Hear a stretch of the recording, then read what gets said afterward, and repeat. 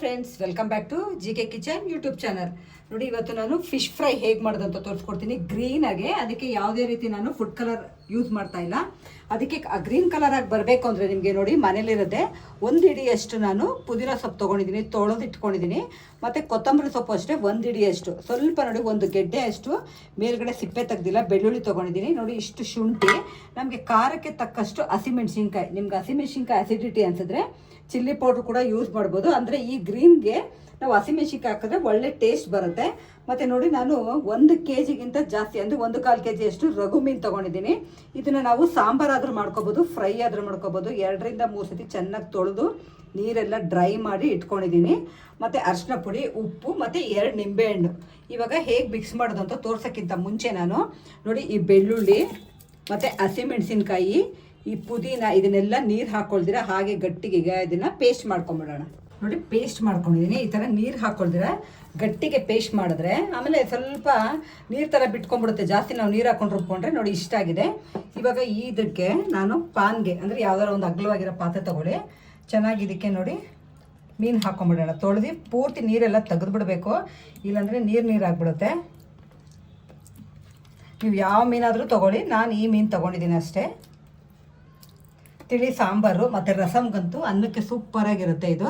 ನೋಡಿ, ಇವಾಗ ಹಾಕ್ಕೊಂಡ್ಮೇಲೆ ನಾನು ರುಚಿಗೆ ತಕ್ಕಷ್ಟು ಪುಡಿ ಉಪ್ಪು ಹಾಕ್ಕೊಳ್ತಾ ಇದ್ದೀನಿ. ಸ್ವಲ್ಪ ಕಡಿಮೆ ಹಾಕ್ಕೊಂಡಿರಿ, ನೋಡ್ಕೊಂಡು ಬೇಕಿದ್ರೆ ಹಾಕೋಬೋದು ನಾವು. ನೋಡಿ, ಉಪ್ಪು ಹಾಕ್ಕೊಂಡಿದ್ದೀನಿ ಒಂದು ದೊಡ್ಡ ಸ್ಪೂನಲ್ಲಿ.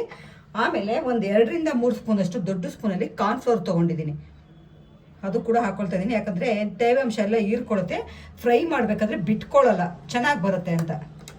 ಆಮೇಲೆ ನಮಗೆ ಕಲರ್ಗೆ ಸ್ವಲ್ಪ ನಾನು ಅರಿಶಿನ ಪುಡಿ ಕೂಡ ಹಾಕ್ಕೊಳ್ತಾ ಇದ್ದೀನಿ. ಅರಿಶಿನ ಪುಡಿ ಹಾಕಿದ್ಮೇಲೆ ನಾವು ರುಬ್ಬಿರೋ ಅಂಥ ಪೇಸ್ಟ್ನ ಇದಕ್ಕೆ ಹಾಕ್ಕೊಳ್ಳೋಣ. ಈಗ ಹೇಗಿದ್ರು ತೋರಿಸ್ತಾ ಇದ್ದಾರೆ ಫುಡ್ ಕಲರ್ ಆದಷ್ಟು ಅವಾಯ್ಡ್ ಮಾಡಿ ಅಂತ. ಅದಕ್ಕೆ ನ್ಯಾಚುರಲ್ ಆಗಿ ನಾವು ಮನೇಲಿ ನೋಡಿ ಈ ಥರ ಕಲರ್ ಮಾಡಿಕೊಂಡ್ರೆ ನಮಗೆ ಆರೋಗ್ಯಕ್ಕೆ ತುಂಬಾ ಒಳ್ಳೆಯದು. ನೋಡಿ, ಇದೆಲ್ಲ ಹಾಕ್ಕೊಂಡ್ಮೇಲೆ ಚೆನ್ನಾಗಿ ಇವಾಗ ಮೀನಿಗೆಲ್ಲ ಈ ಥರ ಮಿಕ್ಸ್ ಮಾಡ್ಕೊಳ್ಳೋಣ. ಪೂರ್ತಿ ಮಿಕ್ಸ್ ಮಾಡಿದಾಗಿದೆ. ಇವಾಗ ಲಾಸ್ಟಲ್ಲಿ ನಾನು ಚಿಕ್ಕದಾಗಿರೋದು 2 ನಿಂಬೆಹಣ್ಣು ತೊಗೊಂಡಿದ್ದೀನಿ. ಈ ನಿಂಬೆಹಣ್ಣನ್ನ ಕಟ್ ಮಾಡಿ ಇದು ಕೂಡ ಹುಳಿ ಹಿಂಡ್ಕೊಂಡ್ಬಿಟ್ರೆ ಒಂದು 1/2 hour ಇಲ್ಲ 1 hour ನಮಗೆ ಫ್ರೀ ಇದ್ದರೆ 1 hour ಕೂಡ ಇಟ್ಟರೆ ಉಪ್ಪು ಹುಳಿ ಖಾರ ಎಲ್ಲ ಸಖತ್ತಾಗಿ ಬರುತ್ತೆ. ನೋಡಿ, ಇವಾಗ ನಿಂಬೆಹಣ್ಣೆಲ್ಲ ಇದಕ್ಕೆ ಹಿಂಡ್ಕೊಂಡ್ಬಿಟ್ರೆ 2 ನಿಂಬೆಹಣ್ಣು ಹಾಕ್ಕೊಳ್ತಾ ಇದ್ದೀನಿ. 1/4 kg ಅಷ್ಟಿದೆ ಇದು ಮೀನು. ನಿಮಗೆ ಹುಳಿ ಇಷ್ಟಪಡೋರಾದರೆ ಬೇಕಿದ್ರೆ ಇನ್ನೊಂದು ನಿಂಬೆಹಣ್ಣು ಕೂಡ ಹಾಕೋಬೋದು. ಮತ್ತು ಈ ಬೀಜ ಎಲ್ಲ ಹಾಕೊಳ್ಳೋಕೋಬೇಡಿ, ಕಹಿ ಬಂದ್ಬಿಡುತ್ತೆ. ಇವಾಗ ಫುಲ್ಲು ಮಿಕ್ಸ್ ಮಾಡಿ ನಿಂಬೆಹಣ್ಣು ಹುಳಿ ಎಲ್ಲ ಹಿಂಡಿಟ್ಟಿದ್ದೀನಿ. ತುಂಬಾ ಸಖತ್ತಾಗಿ ಕಲರ್ ಕಾಣ್ತಾ ಇದೆ. ಆಮೇಲೆ ಫ್ರೈ ಮಾಡಬೇಕಾದ್ರಂತೂ ಇನ್ನೂ ತುಂಬಾ ಚೆನ್ನಾಗಿ ಕಲರ್ ಬರುತ್ತೆ.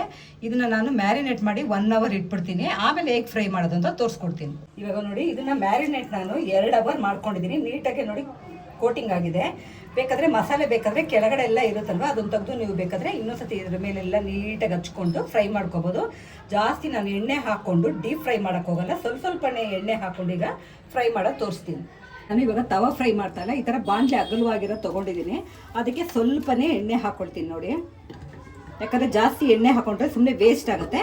ಅದ್ರ ಬದಲು ನೋಡಿ, ನಾವು ಈ ಥರ ಸ್ವಲ್ಪ ಎಣ್ಣೆ ಹಾಕ್ಕೊಂಡು 3 ಪೀಸೇ ಹಾಕ್ಕೊಂಡು ನೀಟಾಗಿ ಇದನ್ನು ಫ್ರೈ ಮಾಡ್ಕೋಬೋದು. ಸ್ವಲ್ಪ ಎಣ್ಣೆ ಕಾಯಿಲಿ ಇದು.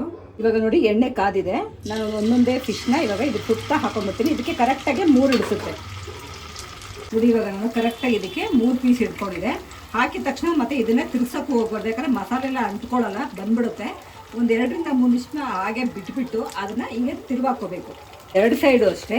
1 ರಿಂದ 2 ನಿಮಿಷ ಅಟ್ಲೀಸ್ಟ್. ನಿಮಗೆ ಗೊತ್ತಾಗಿಲ್ಲ ಫಸ್ಟ್ ಟೈಮ್ ಮಾಡ್ತಿದ್ದೀರಂದರೆ ಒಂದು 2 ನಿಮಿಷ ಬಿಟ್ಬಿಟ್ಟು ತಿರುವಾಕೋಬೇಕು. ಜಾಸ್ತಿ ನೋಡಿ ನಾನು ಮಸಾಲೆ ಹಾಕ್ಕೊಂಡಿದ್ದೆ, ಯಾಕಂದರೆ ಮಸಾಲೆ ಫಿಶ್ ಮೇಲೆ ಇದ್ದರೆ ಏನಾಗುತ್ತೆ, ತಿಂದರೆ ಎದೆ ಎಲ್ಲ ಉರಿಯುತ್ತೆ.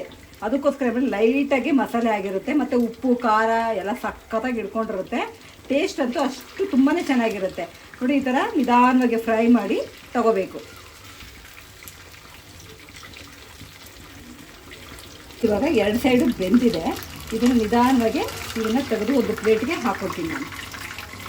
ನೋಡಿ, ತುಂಬಾ ಸಿಂಪಲ್ಲಾಗಿ ಅಷ್ಟೇ ಟೇಸ್ಟಿಯಾಗಿ ಕಲರ್ಫುಲ್ಲಾಗಿ ಸೂಪರಾಗಿ ಮೀನು ಫ್ರೈ ರೆಡಿಯಾಗಿದೆ. ಇದನ್ನು ತಿಳಿ ಸಾಂಬಾರು ಮತ್ತು ರಸಮ್ಗೆ ಚಳಿಗಾಲದಲ್ಲಿ ಮಳೆಗಾಲದಲ್ಲಿ ತಿನ್ನೋದಕ್ಕಂತೂ ಅಷ್ಟೇ ಚೆನ್ನಾಗಿರುತ್ತೆ. ಮತ್ತು ಮಕ್ಕಳಿಗಂತೂ ಫಿಶ್ ತುಂಬಾ ಒಳ್ಳೆಯದು, ಮತ್ತು ದೊಡ್ಡವ್ರಿಗೂ ಅಷ್ಟೇ. ನೋಡಿ, ಯಾರ್ಯಾರು ಫಸ್ಟ್ ಟೈಮ್ ವೀಡಿಯೋ ನೋಡ್ತಿದ್ದಾರೆ ಪ್ಲೀಸ್ ಸಬ್ಸ್ಕ್ರೈಬ್ ಮಾಡಿಕೊಂಡು ಲೈಕ್ ಮಾಡಿ. ನಿಮಗೂ ವಿಡಿಯೋ ಇಷ್ಟವಾದಲ್ಲಿ ಲೈಕ್ ಮಾಡಿ, ಶೇರ್ ಮಾಡಿ, ಸಬ್ಸ್ಕ್ರೈಬ್ ಮಾಡಿ. ಪಕ್ಕದಲ್ಲಿ ಇರೋ ಬೆಲ್ ಐಕಾನ್ನ ಕ್ಲಿಕ್ ಮಾಡಿ. Thank you.